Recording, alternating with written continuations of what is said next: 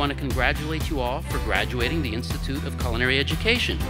I wish you good fortune, good luck, good health, and good cooking.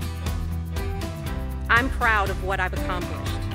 I'm proud of the culinary professional that I have become. And I'm so proud of each of you and excited to see what you do next. Congratulations.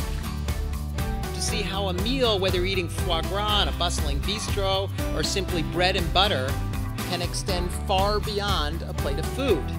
What we need are young chefs like yourselves, not to think about restaurants or anything you choose to do in this industry as just places of escape, but make them into what they should be through the power of food, places of real connection.